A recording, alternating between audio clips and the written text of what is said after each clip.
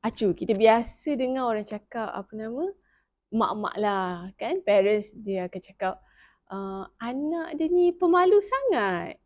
Macam nak bercakap pun susah, asyik menyorok belakang orang macam tu kan.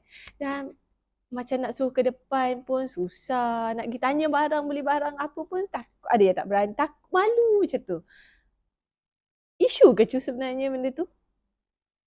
Okey, selalulah kan, Nangah kan, kita dengar kan, anak aku ni pemalu sangat, introvert sangat. Terus label. Teruk sangat ke? Jadi ataupun mereka kata anak aku ni tak nak bercakap dengan orang lah. Introvert betul lah anak kau ni. Macam tu kan. Jadi sebenarnya kadang-kadang introvert ni mempunyai macam konotasi yang agak negatif. Adakah negatif? Kita bincang hari ni. Yes. Sebelum tu, selamat datang ke podcast Anak Beranak. Okey Cu, balik kepada kita punya topik yang kita cakap tadi tentang introvert. Cakap pasal tentang introvert kan. Acu, introvert ni macam mana sebenarnya? Introvert. Dan satu lagi kata nama lawan dia adalah extrovert. Yes. Apa benda introvert, extrovert ni? Ya, Angah. Sebenarnya kan dalam kita selalu sangatlah dengar orang berkata di dalam TikTok ke, dalam Facebook pun, dan banyak sebenarnya bahan-bahan bacaan untuk kita nak tahu tentang introvert, extrovert kan. Jadi sebenarnya introvert dan extrovert ni jenis personality. Dia tidak adalah yang mana yang lebih baik. Adakah extrovert lebih baik pada introvert ataupun introvert ni lebih baik pada extrovert? Tidak sebenarnya. Kedua-duanya mempunyai kelebihan masing-masing sebenarnya. Jadi bila kita kata tentang introvert ni tadi, dia tak ada hitam ataupun putih. Dia sebenarnya personality kita ni spektrum. Sangat unik yang Allah ciptakan untuk kita hargai lah sama-sama kan. Jadi personality kita ni Angah sebenarnya dia terbentuk daripada faktor-faktor luaran dan faktor-faktor dalaman kita sendiri sebenarnya. So maksudnya boleh jadi orang tu lahir-lahir dia memang ada ciri-ciri seorang introvert. Dia memang ada ciri-ciri seorang extrovert. Dan boleh ditambahkan dengan faktor persekitaran dia. Betul. Persekolahan dia, masyarakat di sekeliling dia, asuhan dia dan sebagainya akan mengukuhkan personality tersebut. Jadi sama ada orang itu introvert ataupun extrovert, itu adalah kepelbagaian yang patut kita raikan. The way macam mana otak kita memproses tentang apa yang diselesa sebenarnya. Ada setengah orang selesa untuk bercakap. Bercakap. Selalu bercakap. Tak boleh tak bercakap sehari. Kalau tak bercakap sehari rasa macam nak meletup. Okay? Tapi ada orang pula dia rasa cukuplah dia bercakap sekejap, lepas tu dia dah rasa overwhelmed, banyak sangat cakap dan dia mengundurkan diri, withdraw. Jadi sebenarnya terpulanglah pada masing-masing, personality masing-masing, apa yang dia selesa lah. Sama ada dia prefer untuk lama bersama dengan orang, bergaul, bersosial, ataupun dia withdraw daripada aktiviti sosial. Tapi withdraw tu dalam arti kata bukanlah sampai ekstrim sangat. Maknanya dia selesa untuk bercakap, kemudian dia akan selesa dengan keadaan dia bersendirian. Dia sendiri bukan dia sunyi, tapi itu yang dia selesa lah. Kan dia prefer kan. Tetapi dalam masyarakat kita kadang-kadang nampak macam orang extrovert ni lebih berketerampilan, lebih berjaya, lebih ke hadapan. Jadi kalau sebagai mak-mak dia nak anak dia macam anak jiran lah, masuk pidato, masuk sajak, cakap peta. Anak dia pula tak nak semua benda tu. Suka melukis, suka buat kerja-kerja yang artistik ke, menulis dan sebagainya. Tapi sebenarnya sepatutnya kita kena raikan. Kita kena raikan. Betul lah, sebab yelah yang bercakap, yang menyatakan pendapat tu biasanya kita akan kata orang yang extrovert lah, yang mengeluarkan. Dan bila orang introvert ni dia tend to simpan dalam dulu. Simpan dalam dulu. Kadang dia fikir dulu perlu cakap ke tak. So, itu ciri-ciri orang introvert sebenarnya kan. Dia akan fikir dalam dulu sama ada dia perlu ke tak nak cakap. Dan satu ciri ni, dia membuatkan dia adalah seorang yang dia adalah a good listener, Kiranya kalau kita bercerita masalah dengan dia, dia dengar kan. Betul. Boleh empathy tu adalah, mudah dapat empathy. Tak adalah macam cepat sangat, kau ni bukan apa semua yang tu. Dan juga satu lagi, ciri-ciri a good leader sebenarnya, ketua. Betul. Dia dengar apa masalah dia punya orang bawahan dia, dan juga sebelum dia menyatakan sebarang cadangan ataupun arahan, dia fikir dulu. Wajar ke tak wajar tindakan dia tu kepada orang dia. Angah ada satu cerita Angah dengar podcast satu ni, dia dulu macam mak ayah dia ni risau lah, macam ni lah, risau. Sebab dia pemalu, macam susah nak bercakap. Dia sampai bila cikgu dia minta dia baca kat kertas je, dia punya berpeluh tu, dia kata macam sejuk lah, kering lah darah dia kira-kiranya kan.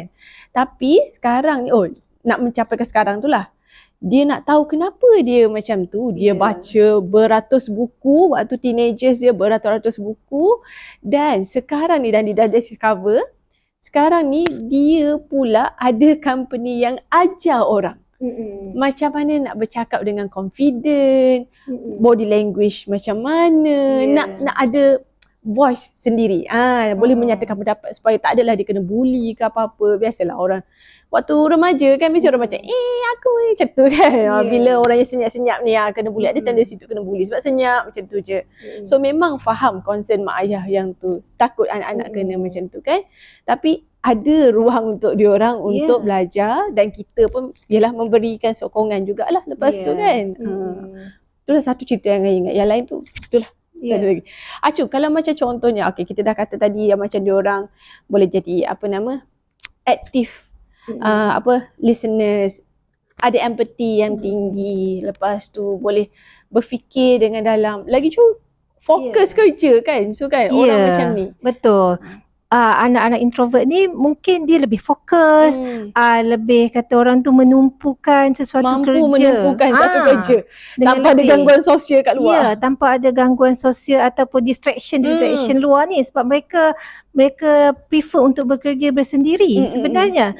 Jadi sebenarnya kalau kita tengok dunia kerjaya kita lah kan, dunia kerjaya kita ni maha luas sebenarnya. Meraihkan individu introvert dan juga meraihkan individu extrovert. Jadi mak-mak jangan risau sebenarnya, rezeki anak tu ada. Even kalau dia pun berpersonality introvert, sebenarnya banyak kerjaya-kerjaya yang boleh mereka ceburi. Mungkin mereka boleh jadi penulis buku, kan? Ataupun graphic designer ke, yang memerlukan fokus yang mendalam, ketelitian. Anak-anak macam ni sesuai sebenarnya. Ataupun pelukis, artis yang pelukis, jadi mereka ni sebenarnya sesuai saja untuk bidang-bidang macam ni.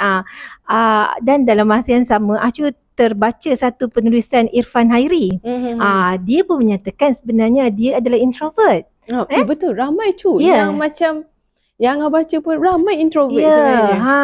Even Irfan Hairi ni introvert, tapi dia boleh jadi peniaga yang sangat-sangat berhebat dan berjaya. Macam video buat selalu, macam bercakap, dia hebat je bagi tahu orang kan.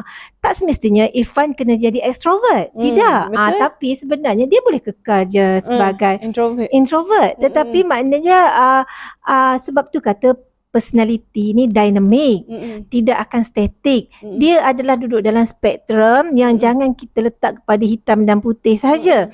Jadi dia boleh pergi kepada mana-mana end yang dia selesa. Jadi maknanya sama ada introvert ataupun extrovert, kedua-dua ni ada kelebihan dan kekuatan dia tersendiri. Jadi sebagai mak-mak ataupun kita sendiri tentang diri kita, kita raikan. Raikan. Bila kita raikan, kita akan membuka. Kita membuka pemikiran kita dengan lebih luas. Kalau kita kata ala introvert, ala anak-anak aku extrovert, ataupun aku ni introvert sangat, mesti orang kata aku ni tak pandai bergaul dan sebagainya, kita dah jumut kan. Kita dah stopkan cara kita berfikir kepada kotak tu je lah. Kita akan limitkan perkembangan kita. Mungkin ada potensi diri kita yang kita tak discover lagi. Macam ni lah Ngah. Analogi mudah nak kita fahamkan. Macam ibaratnya anak introvert, dia adalah seekor ikan dan kita suruh dia panjat pokok, memanglah tak dapat. Dan contohnya pula anak extrovert macam monyet yang hebat dalam memanjat ni, tetapi kita suruh juga dia berenang. Jadi nak faham analogi dia macam tu maknanya kalaulah dia kelebihan dia adalah memanjat, extrovert adalah memanjat, kita galakkanlah. Kalau introvert tadi kelebihan dia berenang, janganlah kita suruh dia memanjat. Kita bagi dia latihan berenang, hantar dia ke kelas renang, cari coach yang sesuai, pasti dia punya bakat dan potensi tu akan shining. Akan berkilau kata orang kan. Sebenarnya cuma kadang-kadang mereka ni take time nak adjust, pergi sekolah baru, nak pergi tempat baru. Tapi sebenarnya kebanyakan lah tengok kan, orang yang dikatakan introvert tu, bila kita ni yang kita dah tahu dia yang jenis introvert ni, kita dekati dia, bina repo kan, slowly bercakap dengan dia. Sebenarnya mereka ni sangat ramah. Acu ramai kawan yang dianggap introvert ke? Plus. Acu rasa Acu ni extrovert jelas sekali, suka bercakap. Jadi kalau kita jumpa kawan-kawan kita yang introvert, tapi kita approach dia kan, maknanya kita mulakan dulu senyum, body language kita tunjukkan kita welcome dia, lagi ramah. Dalam anak beranak kita, Abang Izarul kita sangat nampak introvert, tapi kan sekali dia buat cerita, bercerita ramah macam kita je, sama je kan, tak ada beza. Betul dah. Okey, menarik kan. Biasanya Angga perasan orang introvert ni ialah sebab mungkin dia ada masa untuk diri dia nak berfikir ke. Biasanya dia orang lebih kepada bidang-bidang yang artistik kan, macam contohnya macam Cuk kata jadi penulis, musician ke, lepas tu fotografer. Diorang dapat capture moment tu yang kadang-kadang kita, bukanlah kita, orang lain yang tak mampu nak capture. Macam tu kan. Yelah, Angga bukannya pandai pun, tapi ayolah macam tu lah kiranya. Yang orang boleh terlepas pandang tapi dia boleh fokus nampak benda momen yang cantik-cantik macam tu. Content creator, juga. Dan macam contoh macam kita ni buat podcast macam ni, cakap dengan kamera je. Bukannya ada orang pun. Kan? Boleh juga yang tu. Rasanya besarlah peluang dia, sama sahaja dengan extrovert. Tapi sebab dunia kita ni yelah, orang extrovert yang bercakap banyak kan, orang extrovert, so kita rasa macam tenggelam yang introvert ni, padahal peluang sama sahaja. Adil, 50-50 dah Allah bagi sebenarnya. Explore je. Kadang-kadang orang extrovert kita nampak dia ke depan, ramah, pandai bercakap dan sebagainya, tapi kalau tak betul strategi, tak dapat juga apa yang berbuahkan hasil. Kan. Kadang-kadang terlebih boundaries pula boleh menyebabkan dia stres pula kan, sebab terlebih cakap kan. Jadi raikan maknanya mak-mak kat luar sana kalau nampak anak-anak introvert tu, janganlah mak risau tak tidur malam sebenarnya anak-anak introvert ni besar potensinya. Dia memerhatikan kita sebenarnya. Mak-mak kena jaga-jaga juga. Dia memerhati kita, cara kita dan sebagainya, sebab dia menganalisa persekitaran dia. Sebenarnya kan kan, anak ni kan, kalau lah dia notice mak dia tak percayakan dia, dia akan percayakan mak dia tu. Dia akan percayakan mak dia tu. Dan dia akan rasa, betul kot aku tak boleh buat. Sebab mak aku sendiri pun rasa aku tak boleh buat. Betul sangat. Dan betul lah tu, sebab mestilah mak aku tahu aku macam mana. So kalau mak aku kata, boleh ke macam ni, tak boleh, dia akan tanam dalam unconscious mind dia tu bahawa dia memang tak boleh buat. So rasanya mak-mak ni galakkan dulu. Jadi mak-mak kalau rasa nak ubah anak introvert kepada extrovert, mulakan ubah diri kita dulu. Maknanya cara kita berfikir, betul. Meraihkan potensi anak-anak kita yang introvert ni tadi, yang dikatakan mesti jadi extrovert. Tak sebenarnya. Ada mak-mak yang setengah dia tahu benda ni. Maknanya cuma dia tak tahu macam mana nak gilap je. Don't worry. Bagi mak-mak yang tak tahu macam mana nak gilap ni, join kursus. Tak berbayar kami cerita ni sebenarnya kan. Kami share je. Join mana-mana kursus. Tak silap Acu Ngah di Facebook, Aiman Psikologi dan adik dia, saya rasa Acu rasa dia ada menulis buku tentang introvert betul, dan dia juga buat kursus dan kan? even buat kursus ya. Jadi mak-mak yang dah Nak nampak, tahu. dia dah nampak anak introvert ni ada potensi sebenarnya, tetapi dia tak tahu macam mana nak gilap, pergilah timba ilmu. Setakat ni Acu nampak di Facebook lah yang ada kan, yang ada kursus kan. Betul ada dekat dia. Kursus ni mak-mak macam-macam ada. Jangan kita ambil pukul rata sahaja. Kalau boleh siasat dulu latar belakang siapa yang bagi kursus tersebut. Ada background psikologi ke? Ada background counselling ke? Ataupun sekadar motivator yang menangguk di air yang keruh. Hati-hati itu dia sekarang ni. Betul, yalah betul. Benda tu untuk kita bawa selepas ni. Tanpa benda yang proper susah juga. Betul. Yang tu. Kalau mak yang risau kat anak introvert, ada juga mak yang risau kat extrovert kan. Yang lebih-lebih pula. Yang tak habis-habis. Itu pun ada isu dia juga. Yang ni risau introvert, yang seorang ni risau extrovert. Yelah, kita susah nak balance ni. Dia formula dia sama je. Apa-apa kita raikan. Sebabnya selalunya dalam bidang psikologi dia akan tengok yang ekstrim, sama ada introvert ataupun extrovert. Ambivert yang tengah-tengah ni dia tak tengok, sebab itu memang memang ramai orang. Okey, nak kaji apa kan? Maknanya bukanlah okey dalam arti kata baik, tapi maknanya dah memang ramai orang macam tu. Balance lah. Balance.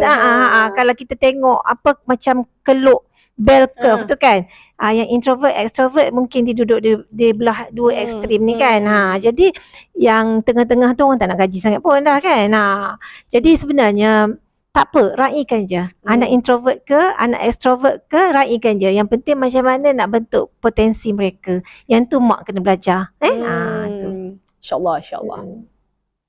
Okey Cu, macam Cu cakap tadi, kita raikanlah anak kita. Raikanlah diri kita juga. Kalau kita introvert ke, kita rasa kita introvert ke, kita rasa kita extrovert ke, ataupun macam mana pemalu sangat ke, kita raikan. Mesti ada potensi diri kita ataupun potensi anak kita yang tak terkeluar lagi. Okey, insyaAllah nanti cuba dengan tanya yang lebih pakar ke kan. So bolehlah kita ada idea nak buat apa selepas ni. Okey Cu, untuk next nak buat apa Cu kita? Okey, kalau next ni nanti rasanya kita bincang ni nak